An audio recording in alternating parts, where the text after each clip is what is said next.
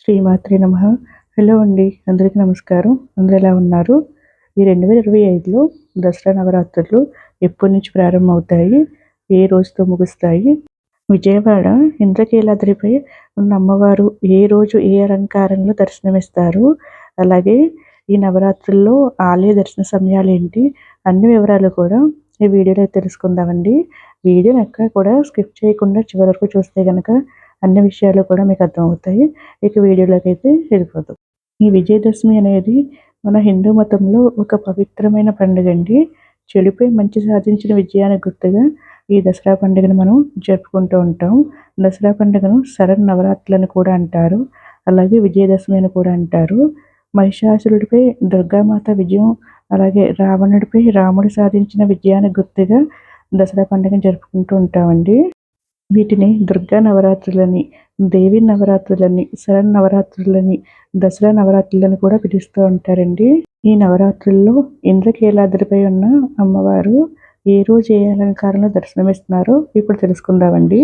ఈ 2025 సంవత్సరంలో దసరా నవరాత్రులు వచ్చి స్వస్తి చంద్రమాన శ్రీ విశ్వావసునామ సంవత్సరం, దక్షిణయానం, శరదృతువు, ఆశ్చర్యమాసం, శుద్ధ పాడ్యమి, సోమవారం 2025 సెప్టెంబర్ 22వ తారీఖు నుంచి ప్రారంభమై ఆశ్వేజ మాసం శుద్ధ దశమి 2025 అక్టోబర్ 2వ తేదీ గురువారంతో అయితే కనుక ఈ దేవి నవరాత్రులు అనేవి ముగుస్తున్నాయండి. మనం ప్రతి సంవత్సరం కూడా ఈ దేవి నవరాత్రులు అనేవి 10 రోజుల పాటు విశేషంగా ఆచరిస్తూ ఉంటామండి. కానీ ఈ 2025 సంవత్సరంలో ఈ శరన్నవరాత్రులు అనేవి 11 రోజులు విశేషంగా జరగనున్నాయండి. 10 సంవత్సరాలకు ఒకసారి తిథి మార్పు వల్ల 11వ అలంకారంలో దర్శనమిస్తున్నారని ఇంద్రకీలాద్రి ఆలయ పండితులు మనకు చెప్తున్నారండి. కానీ ఈసారి 11 రోజులైతే ఈ నవరాత్రులు అనేవి జరుగుతున్నాయండి.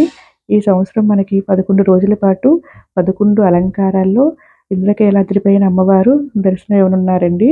ఈ 2025లో కొత్తగా చేర్చిన అలంకారం ఏంటి, ఏ రోజున ఏ అలంకారంలో అమ్మవారు దర్శనమిస్తున్నారు అన్ని వివరాలు కూడా ఇప్పుడు తెలుసుకుందామండి.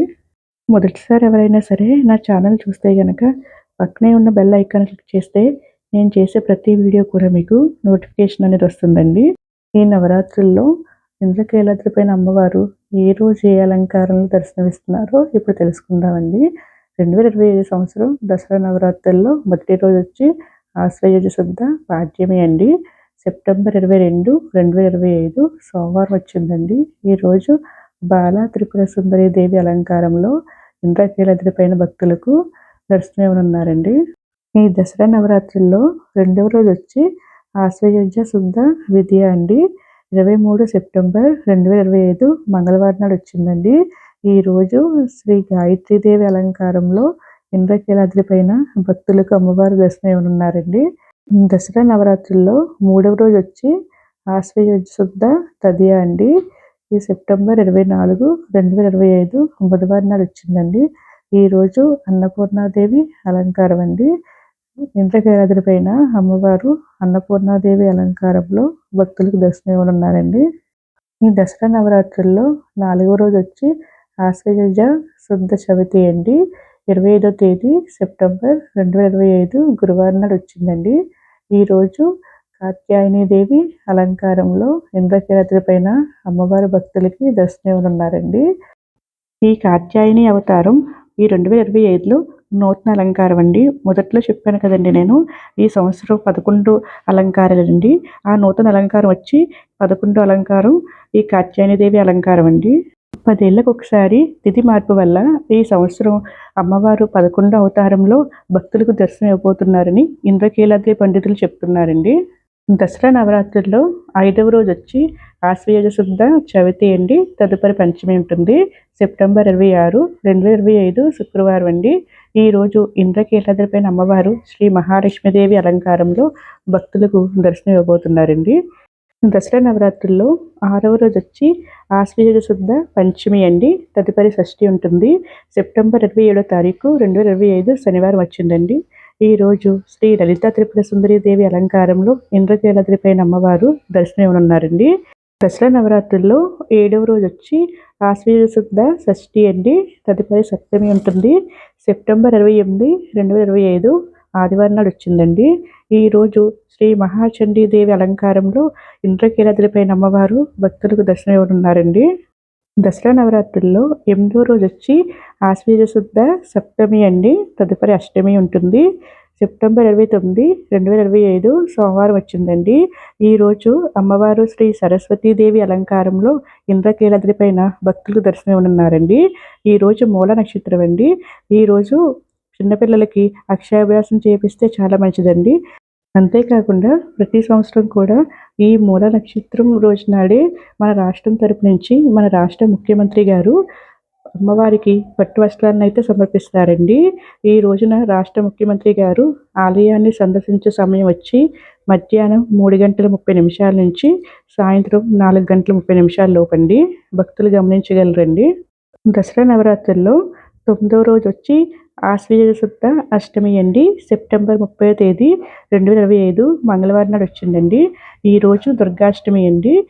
ఇంద్రకీలాద్రిపైన అమ్మవారు ఈరోజు దుర్గాదేవి అలంకారంలో భక్తులకు దర్శనం ఇవ్వనున్నారండి.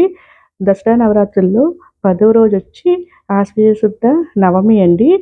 అక్టోబర్ 1వ తారీఖు 2025 బుధవారం నాడు వచ్చిందండి.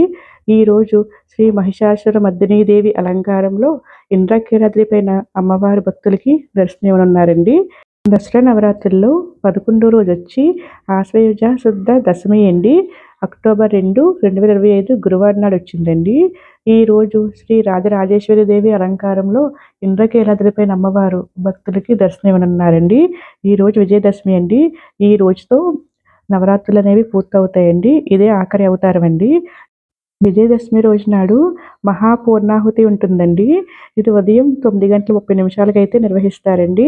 అలాగే సాయంత్రం కృష్ణానది పైన అమ్మవారిని 5 గంటలకు హంసవాహన తెప్పోత్సవం అయితే ఆలయ అర్చకులు నిర్వహిస్తారండి.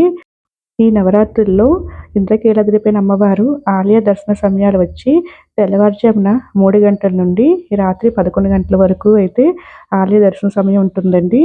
వెళ్ళేవారు ఒకసారి చూసుకుని వెళ్ళండి. సో ఇదండి ఈ వీడియో.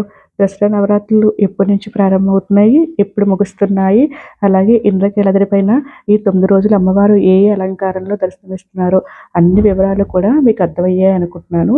మరొక వీడియోలో ఏ రోజు ఏ రంగు వస్త్రాలను ధరించి అమ్మవారిని పూజించాలి, ఏ పుష్పాలతో అర్చించాలి, ఏ నైవేద్యాలు సమర్పించాలి, ఏ మంత్రాలను పఠించాలి అన్ని విషయాలు కూడా మరొక వీడియోలో అయితే తెలుసుకుందామండి. నా వీడియో నచ్చితే కనుక ప్లీజ్ లైక్ చేయండి, షేర్ చేయండి, సబ్స్క్రైబ్ చేసుకోండి. మరొక వీడియోతో వెళ్తాం. సర్వేజన సుఖినో భవంతు. Thank you for watching.